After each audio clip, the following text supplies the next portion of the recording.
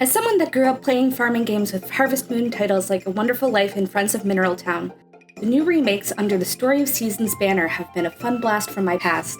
However, I never got around to playing the 2010 title Grand Bazaar for the DS, so I was coming in fresh. That said, there were plenty of points where I just forgot this was a remake because this game really feels so modern in its gameplay and presentation. If I didn't know any better, this could be a new game in the series, so this isn't something I'd only be able to recommend to fans with nostalgia for the original. As part of the preview for this title, I was able to play the first in-game month of Grand Bazaar, a large slice of the game that allowed me to get acclimated to my farming life in Zephyr Town, as well as get used to the new main gameplay mechanic, the titular Bazaar. This town's bazaar has seen better days, and you're tasked as the new farmer in town to sell your wares there and to help revitalize the town. This makes your weeks largely surround the bazaar days, as you want to sell the items you farmed there, but also there are a large number of vendors only at the bazaar on Saturdays, so it's a huge rush to earn and spend money on that one day, which makes things both fun and hectic. My first impression is that this game looks gorgeous. It goes for a soft, shaded, animated look, and everything looks vibrant and charming, especially when I'm wandering around the town. The music is also great too. The rainy day theme was a personal favorite of mine, but all of it is great.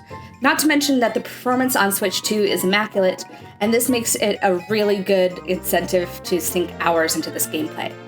As for the gameplay, while the farming is what you've come to expect from a farming sim, there is some added depth to running a stall at the bazaar, which is a really enjoyable element. I also like the focus on wind in the game.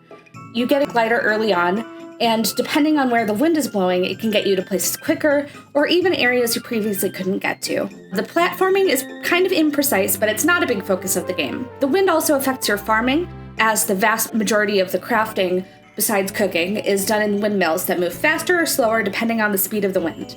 The start is a bit slow, especially since you have limited space for farming and storage when you get started, and you have to expand that over time.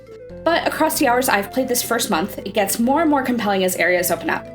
A big part of the gameplay so far is opening new stalls at the bazaar, which requires solving some quests to achieve, but it feels very satisfying to get to the next bazaar day and see a new stall that you helped build and see the ranking of the bazaar go up as a result of your work. I'm very excited to keep sinking my teeth into Story of Seasons Grand Bazaar for the final review, but from this preview I can tell you that this is a genuinely worthy addition to the franchise and a game that I've really had fun exploring. This video was made possible by our generous supporters on Patreon. Check out patreon.com/NWR for all the details.